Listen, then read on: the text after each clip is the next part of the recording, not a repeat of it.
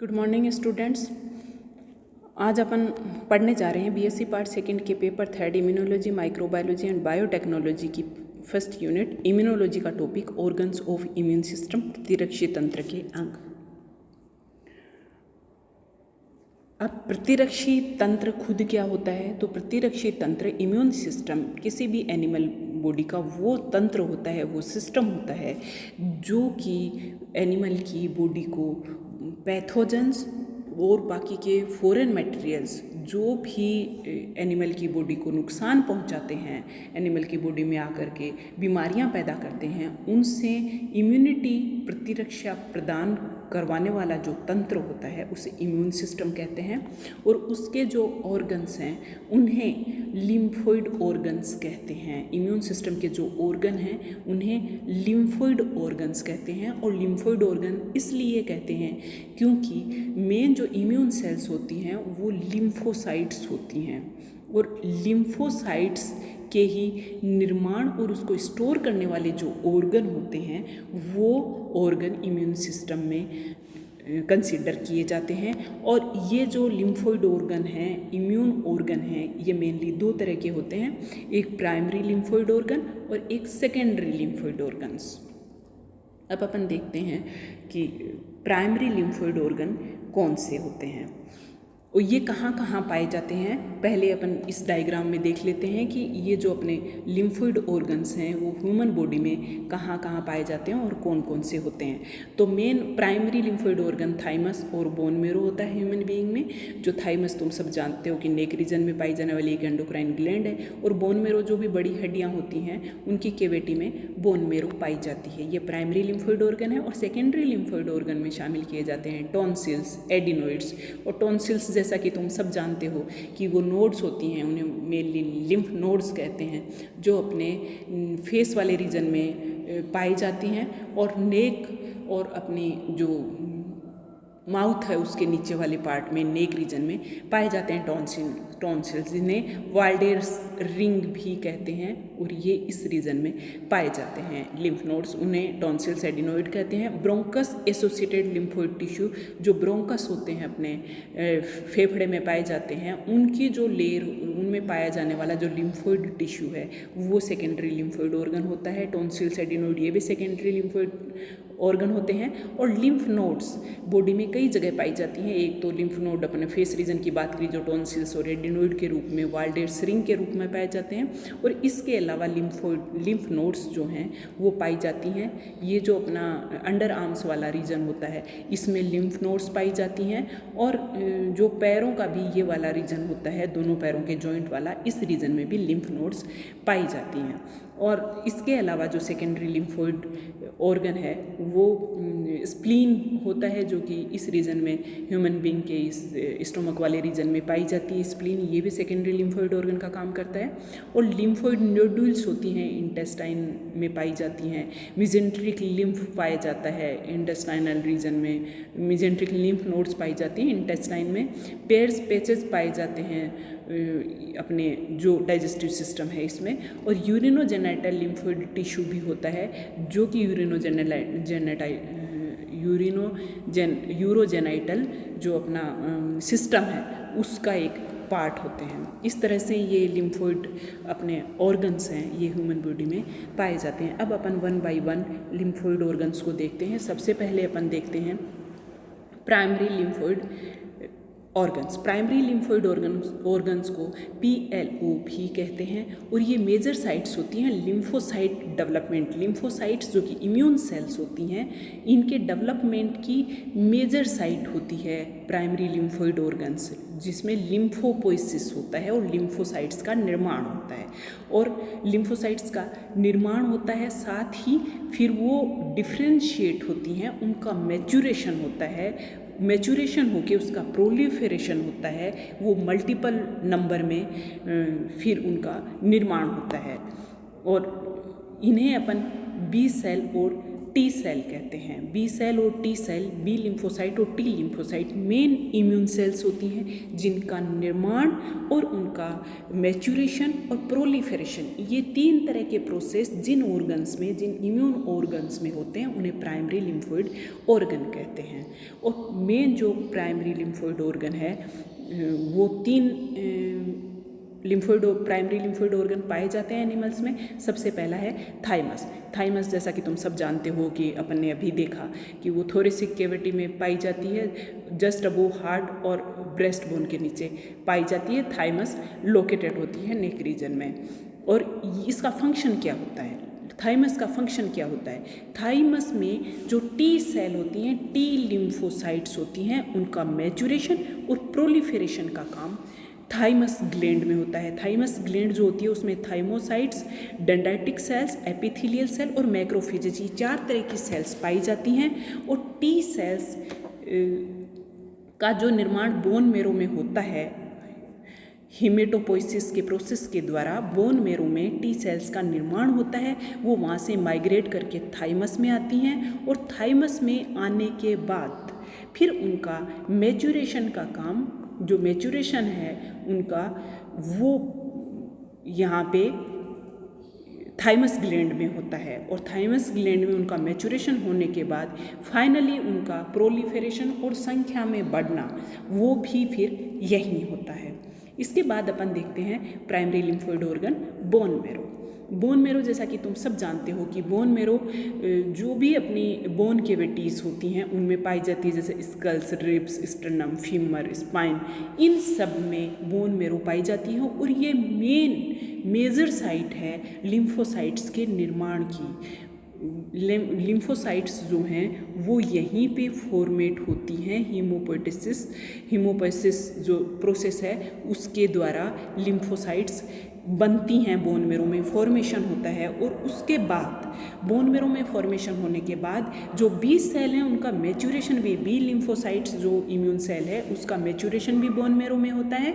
लेकिन T cell जो है वो थाइमस में माइग्रेट कर जाती है, वहाँ जाके उसका मैच्यूरेशन होता है।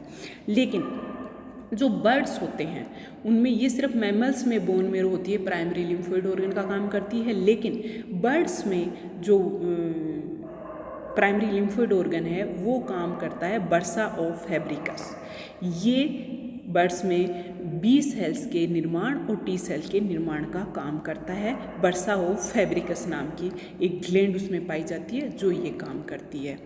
इसके बाद इसका फंक्शन अपन को पता चल चुका है कि ये ब्लड सेल, बोन मेरो में ब्लड सेल्स बनती हैं, साथ ही जो अपनी लिम्फोसाइट्स हैं, बी सेल, टी सेल्स, ये भी बनती हैं। इसके बाद है थर्ड जो प्राइमरी लिम्फोइड ऑर्गन एनिमल में पाया जाता है वो बर्सा और फैब्रिकस है, जिसके बारे में अपन अभी बात कर चुके हैं। ये सिर्फ और सिर्फ बर्ड्स में पाया जाता है और इसका काम वही होता है। पहली चीज़ तो ये लोकेशन, कि ये पाई कहाँ जाती है बर्ड्स में, तो ये बर्ड्स में इंटेस्टाइनल पाउच में पाई जाती है। और इसकी लोकेशन क्लोएका के, जहाँ पे ओपन होता है क्लोएका डायरेक्टली, वहाँ पे ये बर्सा ऑफ फैब्रिकस ग्लैंड पाई जाती है। और इसका काम वही हीमोपोइसिस का इसका काम होता है और इसके द्वारा ये बी सेल्स का निर्माण करती हैं, लिम्फोसाइट सेल का बर्सा ऑफ फैब्रिकस में निर्माण होता है।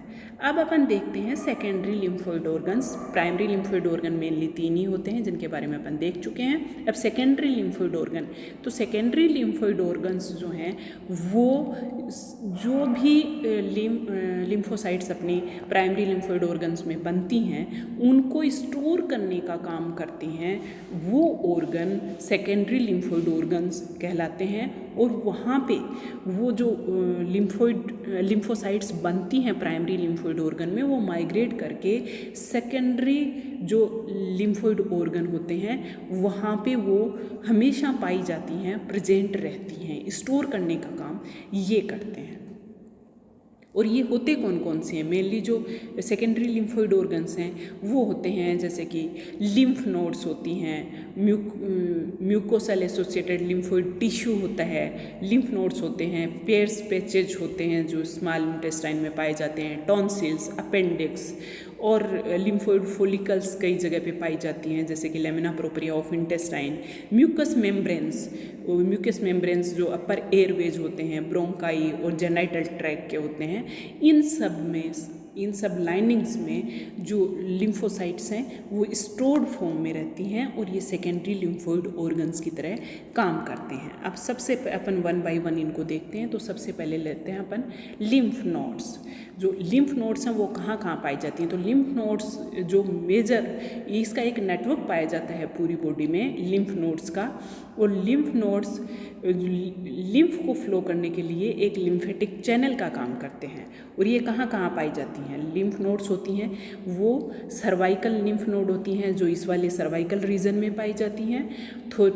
और इसके अलावा एक्सिलरी डक्ट नोड्स होती हैं, लिम्फ नोड्स होती हैं, वो अंडरआर्म्स वाले इस रीजन में पाई जाती हैं। और इसके अलावा जो अपना इंटेस्टाइनल रीजन है इसमें भी लिम्फ नोड इंटेस्टाइन में पाई जाती हैं। और एक इंग्वाइनल लिम्फ नोड होती हैं जो कि इस वाले रीजन में पाई जाती हैं, जहाँ पे दोनों पैरों का बॉडी से जॉइंट होता है। इस तरह से लिम्फ नोड्स बॉडी में पाई जाती हैं। और लिम्फ नोड्स का फंक्शन होता है मेनली वही, लिम्फ नोड में लिम्फोसाइट्स, मैक्रोफेजेस, डेंड्राइटिक सेल्स पाई जाती हैं जो बॉडी को इम्यूनिटी प्रोवाइड करवाने का काम करती हैं। ये ब्लड के द्वारा यहाँ से फ्लो होती हैं और बाहर से भी ब्लड से जो भी फॉरेन मटेरियल्स या माइक्रोब्स एंटर कर जाते हैं, पैथोजेंस आ जाते हैं, उनको ये ट्रैप करने का, उनको डिग्रेडेशन करने का काम ये लिम्फ नोड्स करते हैं, जिसमें कि immune cells, lymphocytes, macrophages, dendritic cells पाई जाती हैं जो अपना यहाँ पे इम्यून मैकेनिज्म करती हैं। इसके बाद है जो सेकेंडरी लिम्फोइड ऑर्गन है वो है स्प्लीन। और स्प्लीन को सब जानते हैं कि स्प्लीन सेकेंडरी लिम्फोइड ऑर्गन है और ये abdominal cavity, left abdominal cavity है उसमें ये लोकेटेड होती है, वहाँ पे पाई जाती है। और स्प्लीन का जो मेन काम है वो फिल्टरिंग ऑफ ब्लड का काम करती है। और फिल्टरिंग ऑफ ब्लड के टाइम जो भी एंटीजेंस होते हैं, ब्लड बोर्न एंटीजेंस होते हैं जो इन्फेक्शन करने के लिए रेस्पॉन्ड होते हैं, इन्फेक्शन करने का काम करते हैं, इनको ये ट्रैप करके स्प्लीन रख लेती है।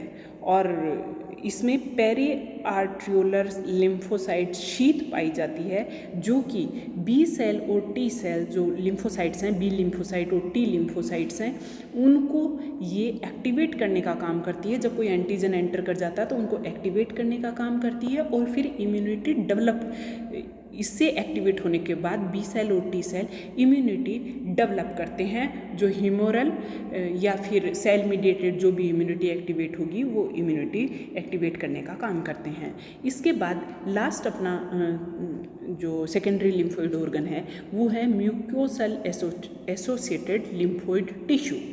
जो म्यूकोसल है, म्यूकस मेम्ब्रेन्स हैं, अलग अलग पार्ट से एसोसिएटेड। और मेनली जो ये म्यूकोसल एसोसिएटेड लिम्फोइड टिश्यू है, ये जो लाइनिंग होती है, इंटरनल लाइनिंग, जो पाथ अपनी बॉडी में बाहरी एनवायरनमेंट, एक्सटर्नल एनवायरनमेंट और इंटरनल एनवायरनमेंट को जो ट्रैक जोड़ते हैं, उन ट्रैक्स की जो पाथ होता है और उनकी जो बाहरी लेयर होती है जो कि कांटेक्ट में आती है, बाहर से जो भी चीज़ अंदर आई एक्सटर्नल एनवायरनमेंट से बॉडी के इंटरनल एनवायरनमेंट के अंदर जिस पाथ से जो चीज़ आती है, उनके फर्स्टली कांटेक्ट में जो लेयर आती है, उस लेयर पे जो लाइनिंग पाई जाती है, म्यूकस मेम्ब्रेन पाई जाती है, उसमें ये सेल्स पाई जाती हैं, टिश्यू पाया जाता है जो कि MALT माल्ट भी कहलाता है, क्योंकि म्यूकोसल एसोसिएटेड लिम्फोइड टिश्यू होता है।